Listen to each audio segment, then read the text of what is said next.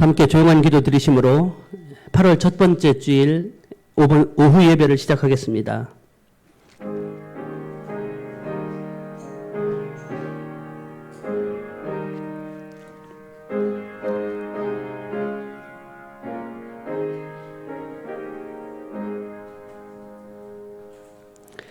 함께 찬송가 286장 부르겠습니다. 이 찬송 부르신 후에 문현자 집사님 기도해 주시겠습니다.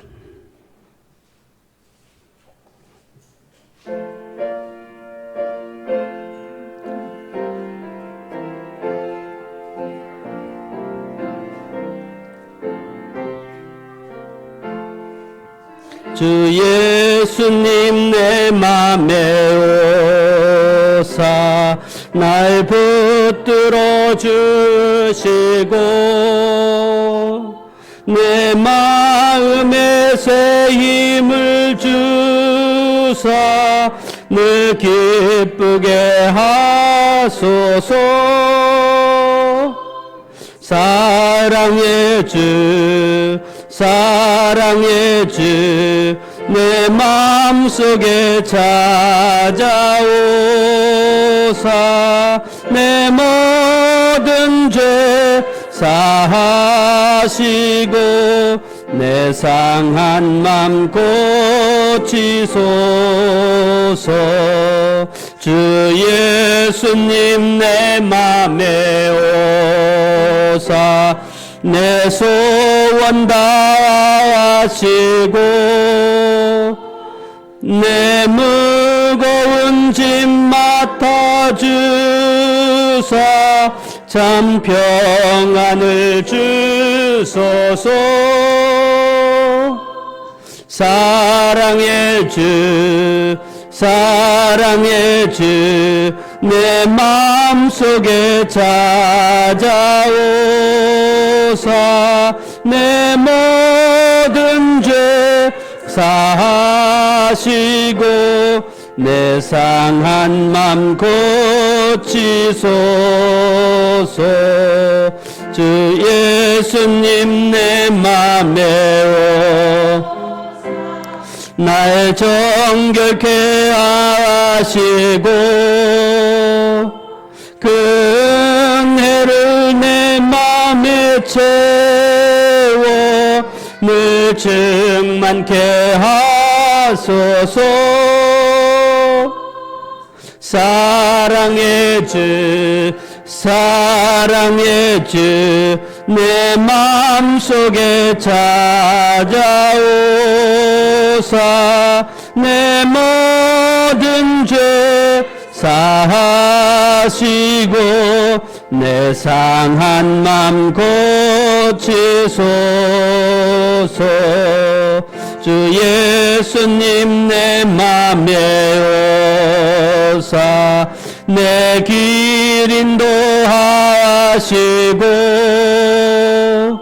주 성령을 내 맘에 채워 늘 충만케 하소서. 사랑의 주 사랑의 주 내 마음속에 찾아오사 내 모든 죄 사하시고 내 상한 맘 고치소서.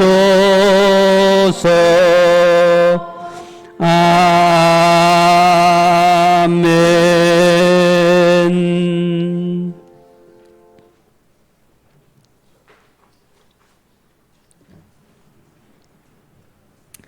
하나님, 오늘도 귀한 날 허락하시고 이곳에 있게 하시니 감사드립니다. 아멘. 저희들의 부족한 입술로 찬양하게 하시고 기도하게 하시고 귀를 기울여 마음을 기울여 말씀을 들으며 믿음의 양식을 쌓게 하신 은혜 진심으로 감사를 드립니다. 아멘. 주님, 저희들로 참 예배자가 되기를 원하시는 주님 앞에 부끄러운 삶을 살았습니다. 말씀 묵상을 게을리했고 중보 기도자로 서기를 소망한다 하면서 이런저런 핑계를 일삼으며 무릎 꿇지 못했습니다.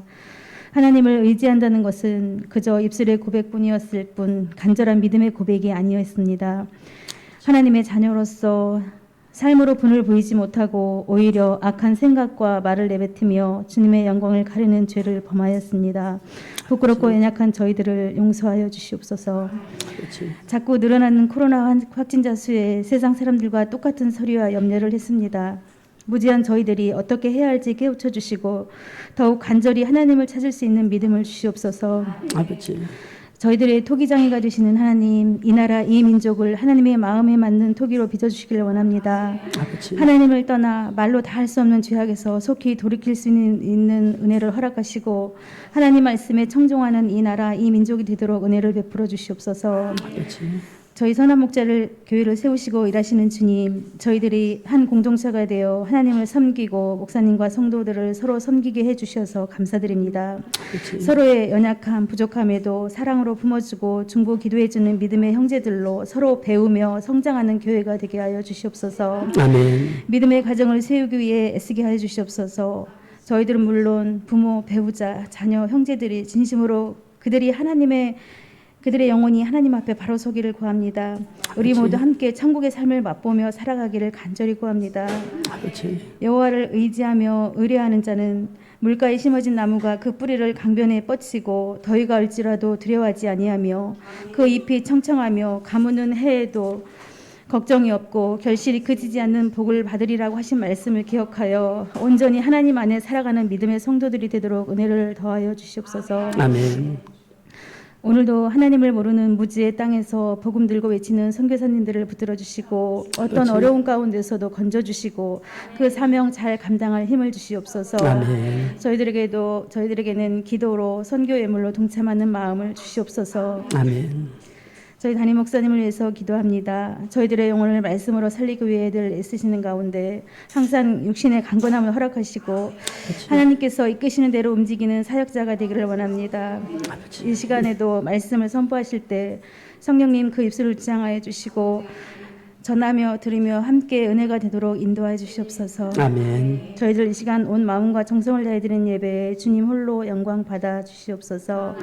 저희들의 피난처가 되시고 요새가 되시는 예수 그리스도의 이름으로 기도드리옵나이다. 아멘.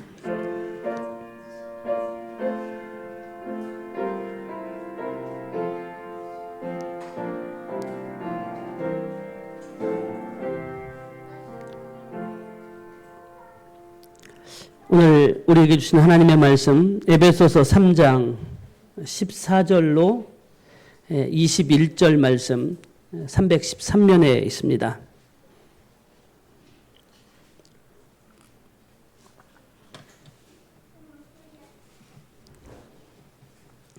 에베소서 3장 14절로 21절 교독하겠습니다. 이러므로 내가 하늘과 땅에 있는 각 족속에게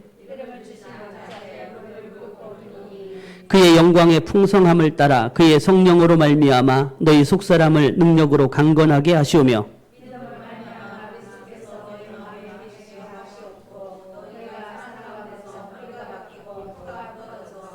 능히 모든 성도와 함께 지식에 넘치는 그리스도의 사랑을 알고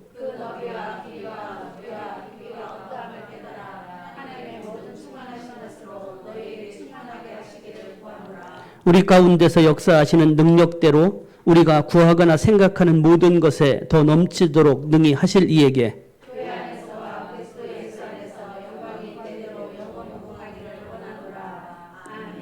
아멘. 혹시 오로라를 보신 적 있으신가요? 직접 가진 않더라도 방송이나 이런 걸 통해서 참 신비롭고 장엄하지 않습니까?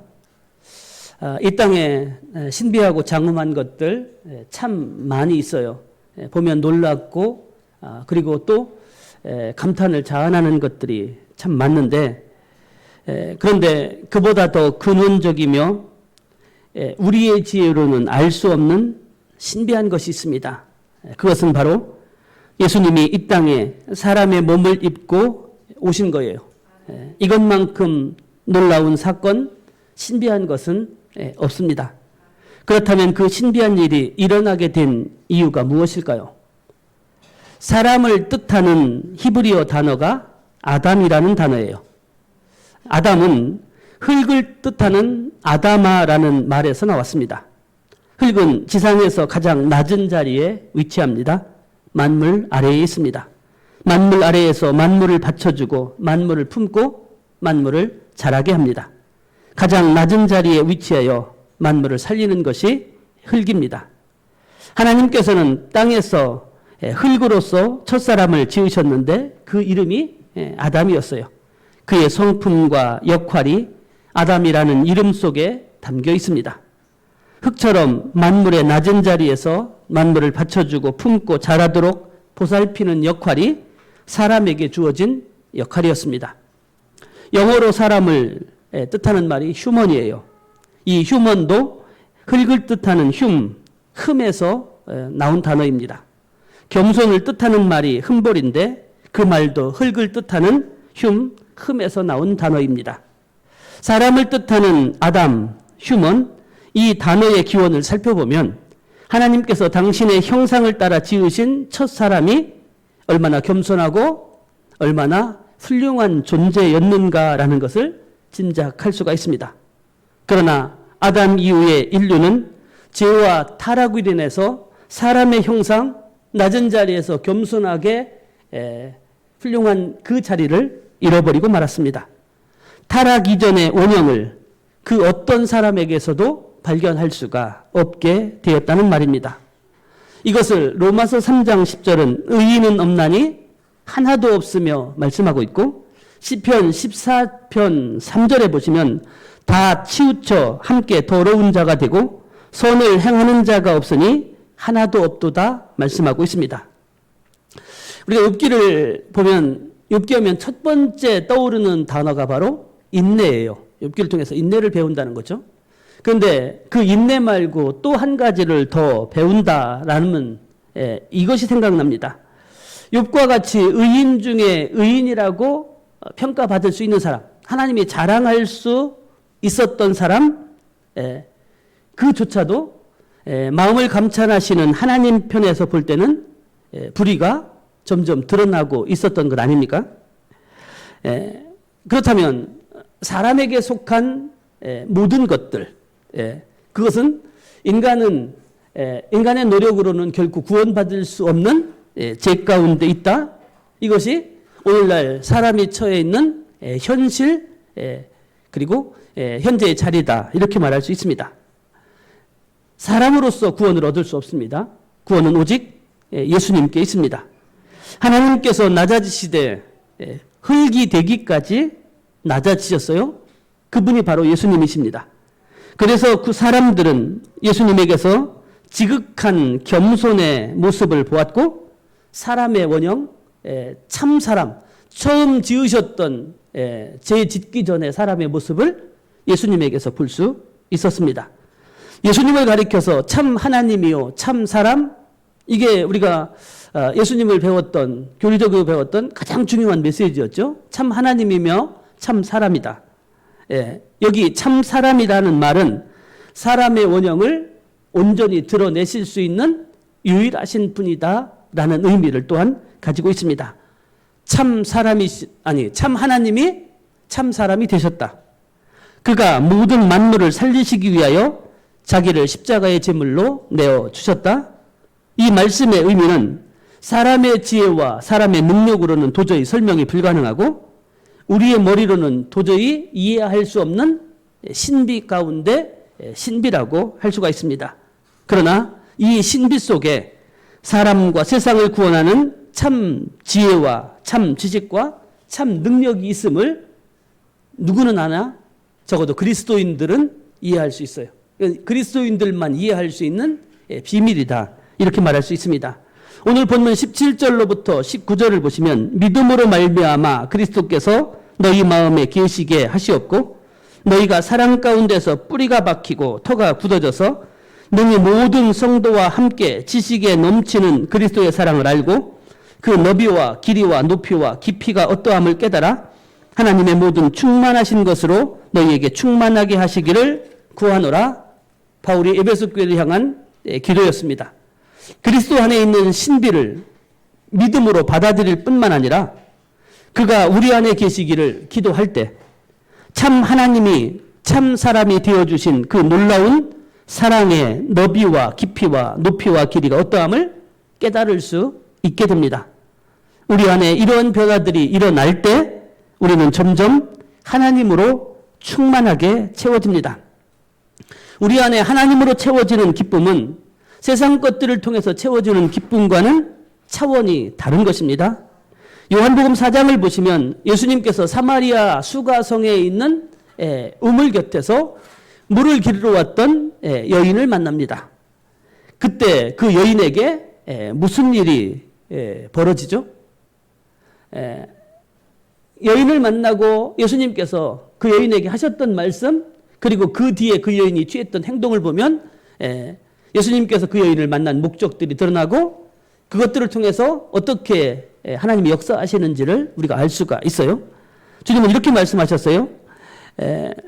저들은 우물 곁에서 물을 뜨러 왔죠. 여인은 사람들이 많을 때 오면 손가락질하니까 매일 그 우물물을 떠서 마셔야 돼요. 근데 주님은 그 여인에게 다른 물을 주기를 원하시죠. 이렇게 말씀하셔요. 이 물을 마시는 자마다 다시 목마르려니와 내가 주는 물을 마시는 자는 영원히 목마르지 아니하리니 내가 주는 물은 그 속에서 영생하도록 솟아나는 샘물이 되리라. 다시 말하면 세상의 것들로 우리의 만족, 기쁨을 채우려면 계속해서 채워야 돼. 영원한 갈증이 해결되지 않아요. 그러나 하나님이 주시는 그 기쁨은 영원한 것이에요. 그렇기 때문에 이 세상의 기쁨과는 차원이 다른 것이다라고 말씀하십니다. 사마리아 여인은 그 말씀을 듣고 세상을 향해 달려갑니다. 전에는 사람들을 피해 다녔는데 이제는 사람들이 있는 곳으로 가서 자기가 받은 그 기쁨의 소식을 전하는 것을 두려워하지 않았어요. 왜냐하면 세상에 주는 그 기쁨과 비교할 수 없는 주님께서 주시는 하늘의 평안과 기쁨을 그가 맛보았기 때문에 그것들을 전하는 그 기쁜 발걸음을 내디딜 수가 있었던 것입니다. 오늘 읽은 본문에서 사도 바울은 에베소 교회 성도들을 향해 하나님의 모든 충만하신 것으로 너희에게 충만하게 하시기를 구하노라 이렇게 기도하고 있습니다. 하나님의 모든 충만하신 것으로 충만하게 되는 것이 성령 충만입니다. 우리가 성령 충만하면 한국교회 교인들 가운데 딱 고정적으로 머리에 박혀져 있는 것이 있어요. 기도하고 불과 같이 뜨겁게 막 이렇게 이게 성령 충만이라고 생각해요. 방언도 하고 예언도 하고 능력 받는 것. 신기한 그 어떤 것들이 내 안에서 나타나는 것. 물론 이것도 성령 충만의 한 양상임에는 틀림없습니다. 그러나 보다 더 근본적인 성령 충만의 의미는 하나님으로 충만해지는 거예요. 이게 성령 충만. 하나님이, 예수님이, 성령님이 한 분이신데 그분이 나타나서 능력이 나타나는 것들은 충만한 어떤 결과들, 현상들이지 성령 충만이라는 것은 하나님 충만, 예수님 충만. 이게 진짜 충만인 거죠. 그런데 우리가 너무나 잘 알고 있는 것처럼 하나님으로 충만하셨던 유일한 존재? 예수 그리스도셨어요. 예수님은 하나님의 충만하심을 온전히 다 드러내셨던 분이십니다. 그렇기 때문에 오늘 우리들도 하나님으로 충만해진다면, 성령으로 충만해진다면 예수님 닮은 모습들이 우리 안에 나타나게 되어 있는 겁니다. 흔히 이런 표현들을 요즘 젊은 사람들은 쓰나요? 어른들은 빼다 박았다. 이런 표현을 썼잖아요. 언제 이 얘기를 하죠? 완전히 닮았다. 똑같이 닮았다. 이럴 때 그런 표현을 쓰는 거죠. 예수님을 빼다 박은 것과 같은 사람이 되는 것. 그것이 우리의 신앙의 목표가 되어야 돼요. 그것을 우리는 좀 고상하게 예수님 닮아간다? 이렇게 표현을 하는 거죠. 예수님을 온전히 닮아가는 것, 그것이 성령으로 충만하게 되어지는 것이다. 이렇게 또한 말할 수 있습니다. 예수님은 하나님이셨지만 사람이 되신 분이십니다. 그분이 중심이 이동했어요. 바뀌었어요. 인간에게로. 왜요? 인간을 구원하시기 위한 분명한 목적을 가지셨기 때문에 인간의 힘을 인간의 몸을 입으셨다는 거죠. 흙이 되셨다라는 거죠. 하늘 보좌를 버리고 땅으로 내려오셨습니다. 예수님은 사람을 구원하시려고 자기를 십자가에 내어주셨습니다. 자기 중심적이지 않으셨어요. 하나님의 모든 충만하신 것으로 충만하게 될 때 우리에게도 그러한 변화들이 나타나게 됩니다. 베드로를 보십시오. 그가 성령 충만하기 전에 얼마나 자기 중심적인 사람이었는지. 예수님께서 그를 제자로 부르실 때 그는 즉시 그물을 버리고 다 버리고서 예수님을 쫓았어요. 근데 이 모습을 보면 참 믿음이 있고 대단한 사람 같잖아요. 자기의 모든 것을 버리고 쫓았는데, 그런데 그가 진짜 다 버렸을까요? 성령 충만하기 전엔 버리지 않았어요. 그것이 예수님을 3년 동안 쫓아다니는 그의 모든 모습 속에서 나타나요. 가장 대표적인 것들을 보면 마태복음 19장 27절에 예수님께 그가 예루살렘으로 올라가는 길에요. 이제 3년의 그 제자 생활이 거의 마무리되는 그 시점에서 예수님에게 뭐라고 베드로가 하냐면, 우리가 모든 것을 버려두고 주님을 쫓았는데 이제 주님께서 내게 주실 것은 무엇입니까? 자, 이 말을 곧이곧대로 하면 다 버리고 쫓은 건가요? 아니에요. 그는 그물을 버렸을지언정 더 큰 것, 더 좋은 것, 그 무언가를 대가를 주님 앞에 바라고 있다는 거예요. 이건 버린 게 아니죠. 우리들 흔히들 버린다라는 것은 내가 더 이상 그것에 대한 미련 갖고 다른 욕심 피우지 않는다는 거예요. 근데 베드로는 그렇지 않았어요. 이게 성령 충만함 받기 전에. 그러니까 예수님이 로마 군병들에게 붙잡히고 끌려가서 십자가에 처형당하니까 계속 쫓아갈 수 없는 거예요. 다 버렸으면, 예수님을 위해서 버렸다면 생명도 버린 거잖아요. 다 버렸으면 다 끝까지 쫓아가는 거죠. 십자가를 지는 그 자리까지. 근데 베드로는 그렇게 하지 못했어요. 배반했습니다. 부인했습니다. 취하고 버리는 기준이 누구에게 있어요? 자기 자신에게 있었기 때문이에요. 많은 사람들, 아니 세상의 대부분의 사람들은 이것이 나에게 쓸모가 있느냐 없느냐, 이 사람이 나에게 도움이 될 수 있느냐 없느냐, 취하고 버리는 기준이 언제나 자기 자신에게 있어요. 쓸모 있으면, 도움이 되면 취하고, 손해가 되거나 쓸모가 없으면 버리는 것. 그 판단은 누가요? 내가. 누구 기준으로? 내 기준으로. 그러다 보니 적은 것들은 서로 갖기 위해서 아우성을 칩니다. 그런가 하면 내가 잘 가지고 있다가도 나에게 순간 필요 없어지면 버려요. 오늘날 그 단적인 현상을 볼 수 있는 것이, 옛날부터 유기견, 아니 그렇게 표현하면 되네요. 개, 고양이들 참 사랑하고 좋아하고 키워요. 어쩌면 사람보다 더 대접받아요. 그런데 그러면 그 고양이나 그 개가 병들고 아프면 어떻게 해요? 끝까지 책임져야 되는데, 사람이라면 그렇게 하지 않을 텐데 버리잖아요. 사회 문제가 될 만큼 유기견, 유기묘의 문제들이 커지고 있어요. 쓸모없으면 과감하게 버리는 거예요. 예쁘고 좋을 때, 사랑스러울 때, 그때는 취하고, 귀찮고 병들고 필요 없어지면 버려요. 내 기준에 따라서. 이 사람 중심의 기준이 자연을 병들게 하고, 그리고 동식물을 병들게 한다는 것, 참 안타까우면서도 오늘날 현재 벌어지고 있는 세상의 일들, 상황들이라고 말할 수 있습니다. 그런데 자기 기준에 따라서 예수님조차도 버렸던 베드로, 그가 예수님이 승천하신 후에 오순절이 될 때까지 주야로 말씀을 묵상하며 기도했습니다. 그리고 그가 성령 충만해졌습니다. 이후에 베드로는 버리지 않습니다. 자기 중심적인 태도와 자기 기준을 극복했기 때문이었어요. 그 단적인 예가 이제 사도행전의 여러 부분들이 나타나는데, 고넬료의 집에 찾아갔던 사건들 환상을 보고 우리가 기억하죠.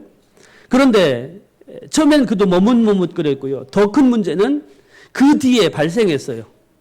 사람들이 베드로를 비방하기 시작했습니다. 어떻게 이방인의 집에 들어가느냐? 어떻게 이방인들과 함께 식사 교제를 하느냐? 이것은 죄인과 똑같이 된다. 유대인들의 사고방식이 바뀌지 않은 사람들은 그것을 베드로를 향해서 비난을 하는 거죠. 그런데 이미 그때 베드로는 예루살렘 교회의 지도자 중에 지도자고 그를 따르는 수천 명, 수만 명의 사람들이 있었어요. 상당한 권위를 가지고 있었어요. 그런데 그 권위를 통해서 너희들이 말이 틀렸다, 내 말이 맞다 이렇게 누르지도 않았어요. 그리고 그들에게 화를 내지도 않았습니다. 꾸짖지도, 그리고 자신의 의견을 변명하지도 않았어요. 왜 자신에게 고넬료의 집에 들어갔었는지, 그 모든 과정들 속에서 하나님께서 어떻게 역사하셨고 어떻게 길들을 보여주셨는지 그저 설명만 하고 있습니다. 이게 별거 아닌 것 같은데 그의 태도가 바뀌어졌다는 것을 볼 수 있어요. 왜냐하면 저들에게 아까 권위를 누린다든지 그리고 꾸짖는다든지 이런 것들은 그렇게 해서 저들이 알아들을 수 있는 것이 아니에요. 이미 저들은 그것을 받아들일 수 있을 만큼의 준비가 되어 있지 않았어요. 그렇기 때문에 그들에게 그저 설명을 하고 또 저들은 아직 은혜를 받지 못했고 깨닫지 못했기 때문에 저렇게 반응할 수밖에 없다는 것을 그는 이해했기 때문에 그렇게 하고 있는 거예요. 자신도 성령 받기 전에는 저들과 똑같은 입장에 서 있었던 것을 그는 알았기 때문에 우리가 때때로 이해할 수 있는 상황에 닥치면 그것을 알지 못하는 사람들을 사랑으로 감싸할 수 있어요. 그런데 그렇지 못하고 부딪히고 계속해서 한다면 우리는 같은 자리에 머물러 있기 때문에 좀 더 다른 말로 얘기하면 자기 기준을 전혀 버리지 않기 때문에 자기 기준에 따라서 판단하고 상대방도 그렇게 이해하려고 주장만 할 뿐이에요. 전승에 의하면 베드로는 순교의 순간 그 어려움 속에서 피할 수 있는 길이 열려졌었어요. 그런데 그는 순교의 자리를 피하려고 하지 않았어요. 오히려 순교할 수 있는 그 자리로 걸어 들어갔다고 하죠. 그리고 십자가의 형에 처해서 순교할 수 있을 그때에 어떻게 나 같은 죄인이 예수님과 똑같은 모습으로 십자가를 질 수 있느냐? 나를 거꾸로 십자가에 매달라. 이렇게 하고서 거꾸로 십자가에 매달려 순교 당했다고 하죠. 그는 예수님을 위해서 자기를 버릴지언정 예수님을 버릴 수 없었던 거예요. 전에는 어떻게 했죠? 예수님을 버리고 자기를 살렸고 자기를 취했는데 나중에 은혜 받고 나니까 예수님을 위해서 자기를 버리는 그러한 변화된 모습을 드러내고 있는 것을 우리가 보게 됩니다. 처음 모습을 생각하면 완전히 바뀐 거죠. 180도 바뀐 거죠. 우리가 마찬가지입니다. 내가 예수 믿고 나서도 전혀 변하지 않았어? 변함없이 신앙생활하는 분들도 의외로 많습니다. 주님으로 성령으로 충만해지지 않았기 때문에 예수님으로 인해 구원받은 사람, 하나님 충만, 예수님 충만, 성령 충만한 사람은 변하게 되어 있습니다. 내 의지와 내 노력으로는 변할 수 없지만 하나님은 나를 변하게 하실 수 있어요. 참 하나님께서 참 사람이 되신 것처럼 우리의 기준, 가치, 판단이 나에게서 하나님에게로, 나에게서 타인에게로, 나에게서 무생명들에게로 중심이 이동하게 됩니다. 이것이 바로 그리스도 예수 안에 있는 신비예요. 이것은 누구만이 오직 참 그리스도 예수 그분을 우리의 중심에 모신 사람만이 나타나는 신비, 이렇게 말할 수 있습니다. 중심이 나에게서 하나님께로, 나에게서 타인에게로, 나에게로 피조물로 이동되어질 때 우리의 삶에 하나님의 은혜가 임하기 시작합니다. 그리고 하나님과의 깊은 교제의 길이 열려지기 시작합니다. 그리고 하늘로부터 하나님의 각 각종 선물들이 우리에게로 향하고 그것을 맛보는 은총을 누리게 됩니다. 뿐만 아니라 사람을 얻기 시작합니다. 자기가 중심 되었을 때는 자기 기준 때문에 사람을 내치고 버리고 관계가 끊어지기가 일쑤였지만 하나님 중심으로 바뀌면 사람의 미웠던 구석까지도 이해하게 되고 용납할 수 있게 됩니다. 그를 얻을 수 있는 길이 열리는 거죠. 그가 지닌 단점이 아니라 장점이 보여지기 시작하고 그리고 그를 품어낼 수 있는 여력이 내게서 생기기 시작합니다. 그때 비로소 사람을 제대로 볼 수 있게 되는 거예요. 내 기준일 때는 어떻게 보냐면요.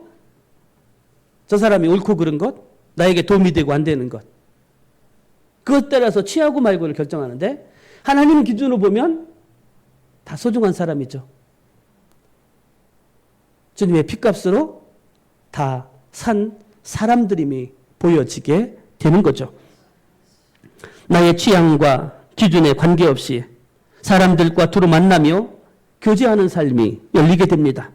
삶의 평화가 임하고 하루하루 일상을 행복하게 영위하며 나아갈 수 또한 있게 됩니다. 이보다 더 큰 행복이 어디 있어요? 전에는 저 사람이 나에게 피해를 주면 어떻게 할까? 내게 손해를 끼치면 어떻게 할까?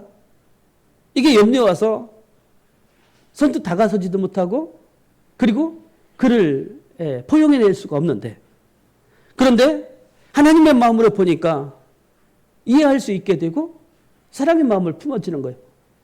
그러니 같이 만나도 조마조마한 게 아니라 기쁨과 행복이 넘치는 거죠.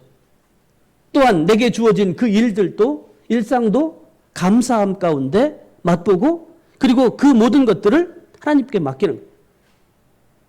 전에는 조금만 불행한 일 생기면 원망했고 불평했는데 이제는 그것도 하나님께서 선한 도구로 만드시고 합력하여 선을 이루게 하실 것이라고 믿기 때문에 순간순간 일희일비하지 않고 하나님께 믿고 맡기고 나갈 수 있는 우리의 삶에 여유가 넘치게 되는 거죠. 감사와 기쁨이 우리 삶 가운데 더 커지니까 그때 비로소 천국을 맛보는 삶을 누릴 수가 있게 됩니다. 우리 한 사람 한 사람이 이러한 변화를 삶으로 나타내기 시작할 때 세상은 우리들을 향해서 저 사람은 우리와 달라? 믿는 자의 증거가 무엇이야?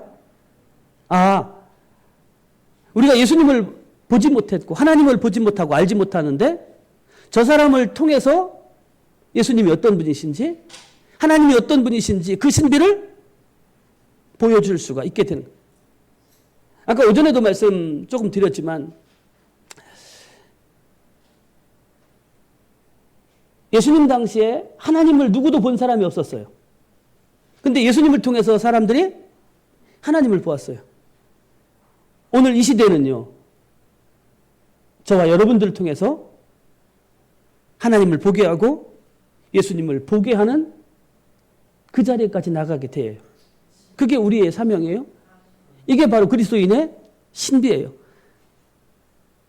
솔직히 오늘 저와 여러분들이 어떻게 감히 예수님의 모습을 드러낼 수 있을까요? 우리의 힘과 노력으로 가능해요? 아니에요. 하나님이 내게 능력 주시고 나와 함께 하셔서 나를 변화시키면 우리는 온전한 예수님 하나님의 모습은 드러낼 수 없을지 몰라도 예수님의 모습들을 일부분씩 그 일부분이 점점 더 커져서 나중에는 참 예수님의 모습들을 드러내는 자리까지 나아갈 수 있게 되는 거죠. 그때 우리는 그리스도의 편지요 그리스도의 향기라고 말할 수 있게 될 것입니다. 그런 변화가 내 안에서 나타낼 때 진정으로 행복해집니다.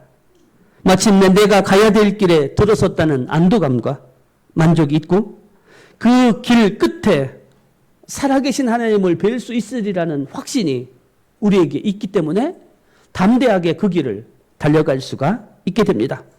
그리고 이런 변화가 우리들 가운데 나타날 때 우리 교회가 비로소 제대로 세워지는 은혜의 증거들이 나타나기 시작할 것입니다. 내가 변하지 않고 결코 교회가 변할 수 없습니다. 내게 은혜가 임하지 않는데 어떻게 교회 안에 은혜가 임할 수 있겠습니까? 나는 나 혼자 존재가 아니에요. 내가 하나님 앞에서, 주님 앞에서 날마다 기쁨과 감사를 회복하고 능력이 나타나야 될 이유는 내가 그렇게 되어야만 우리의 가정이 그렇게 변하고 우리의 교회가 그렇게 변해질 수가 있기 때문입니다. 사랑하는 성도 여러분, 우리는 지금 무더운 여름의 한복판을 지나가고 있습니다. 환경을 보면 너무 힘들어. 잠도 제대로 못 자고 불평과 불만이 언제든지 터져 나올 수 있는 상황과 환경이에요. 그대로 드러내면 세상 사람들과 똑같아지는 거죠. 누구나 다 그렇게 하는 거니까. 우리에게 그 불평의 입술을 한 번 한 번 더 닫는 훈련들, 그리고 그 불평하는 입술을 말씀을 보고 찬양하고 기도하며 그것들로 하나하나 바꾸어 가기 시작하면서 우리 안에 주님이 자리 잡게 되고 내 안에서 역사하시는 주님의 기쁨들이 솟아나는 것들을 하나하나 맛볼 수가 있게 되는 겁니다. 그래서 우리 이랬으면 좋겠습니다. 세상에 수없이 많은 공동체가 있어요. 수없이 많은 교회도 있습니다. 그런데 그 공동체가 두 가지 형태를 띱니다. 물론 수준에 따라 달라지지만요. 세상과 똑같은 공동체, 비슷한 공동체도 있어요. 우리도 세상 사람들과 똑같은 그리스도인, 비슷한 그리스도인도 있어요. 그런데 우리는 그 자리에서 중심이 이동해야 되지 않겠어요? 세상과 다른 사람으로, 주님 닮은 사람으로 나아가는 거죠. 한 발짝씩 한 발짝씩. 우리의 공동체도 세상과 비슷하고 똑같은 공동체가 아니라 세상과는 다른 주님을 닮은 공동체로 바뀌어가는 것, 나는 할 수 없으나 내 안에 계신 주님은 그것을 가능케 하셔요. 이것이 그리스도인이 가지고 있는, 그리스도인 공동체가 가지고 있는 하늘의 신비라고 말할 수 있습니다. 그때 우리는 하나님 나라의 비전을 드러내는 사람과 공동체가 될 수 있고 예수 그리스도의 신비를 나타내는 사람, 공동체를 만들어 갈 수가 있게 됩니다. 오늘 저와 여러분들에게 예수님의 사랑, 예수님의 신비, 그것이 점점 채워져 갈 수 있기를 소망합니다. 그리고 그 모습들이 우리의 삶과 우리의 공동체를 통해서 하나하나 조금 더 많이 나타내지고 보여짐으로써 예수 그리스도를 대변하고 예수 그리스도를 보여주는 그러한 삶의 흔적들이 저와 여러분들 가운데 그리고 우리 교회 공동체 안에 날마다 나타나는 신비로운 은혜를 체험하는 저와 여러분들 다 되실 수 있기를 주님의 이름으로 축원합니다. 하나님 감사합니다. 세상과 닮았습니다. 세상 사람들과 별반 다르지 않습니다. 구원의 은혜를 맛보고 자녀가 되었어도 그러면서도 우리에게는 별 후회하고 반성하며 회개하는 모습들이 나타나지 않을 때가 참 많았습니다. 그런데 이제 우리의 삶의 방향이, 기준이 바뀌길 원합니다. 내가 기준이 아닌 예수님, 하나님의 말씀이 기준이 되게 하여 주시고 세상과 닮아가는 모습이 아닌 주님을 닮아가는 모습이 우리 안에, 우리 교회 안에 나타나기를 원합니다. 우리는 할 수 없으나 내 안에 계신 주님은 그것을 가능하게 하실 줄 믿습니다. 그리하여 우리의 삶과 우리의 교회 공동체를 통하여 예수 그리스도의 신비를 나타내 보일 수 있는 하나님이 찾으시고 기뻐하시는 그 은혜로운 모습들이 날마다 나타날 수 있도록 우리의 발걸음을 하나님을 향하여 주님을 향하여 내디딜 수 있도록 은총 더하여 주옵소서. 무더운 날씨와 또한 비바람이 내리치는 이 한 주를 살아갈 때에 하나님 우리와 함께 하시고 우리에게 은혜를 주셔서 주님 안에 믿음으로 승리하는 흔적들을 나타내길 원합니다.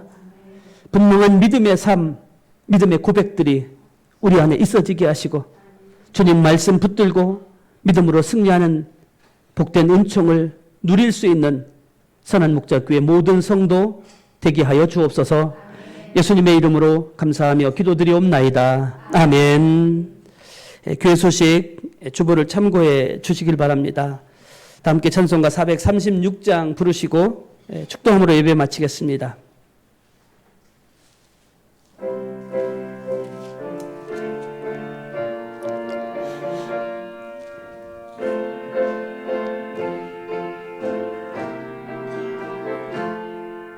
나 이제 주님의 새 생명 얻은 몸 옛것은 지나고 새 사람이로다. 그 생명 내 맘에 강같이 흐르고 그 사랑 내게서 해같이 빛난다. 영생을 누리며 주 안에 살리라. 오늘도 내일도 주 함께 살리라. 주 안에 감추인 새 생명 얻으니 이전에 줬던 것 이제는 값없다. 하늘의 은혜와 평화를 맛보니 찬송과 기도로 주 함께 살리라.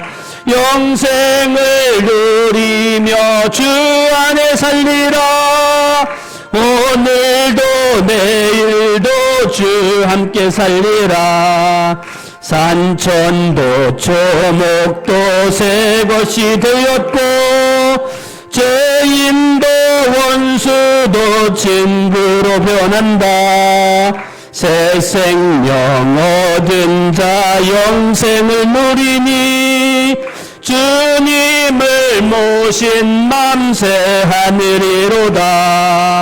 영생을 누리며 주 안에 살리라. 오늘도 내일도 주 함께 살리라.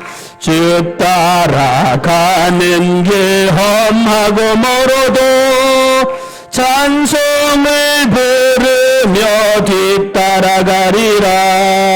나 주를 모시고 영원히 살리라. 날마다 섬기며 주 함께 살리라. 영생을 누리며 주 안에 살리라. 오늘도 내일도 주 함께 살리라. 아멘. 이제는 우리 주 예수 그리스도의 은혜와 하나님 아버지의 무한하신 사랑하심과 성령님의 역사 교통 위로하심이 우리의 기준을 버리고 주님 말씀, 주님 기준 따라 그리스도의 삶 날마다 본받아 누리며 그리스도의 신비를 이 땅에 세상 가운데 온전히 드러내는 삶과 교회 되기 원하는 선한 목자교회 모든 심령들 머리 위에 이제로부터 영원까지 함께 하옵시기를 축원하옵나이다. 아멘.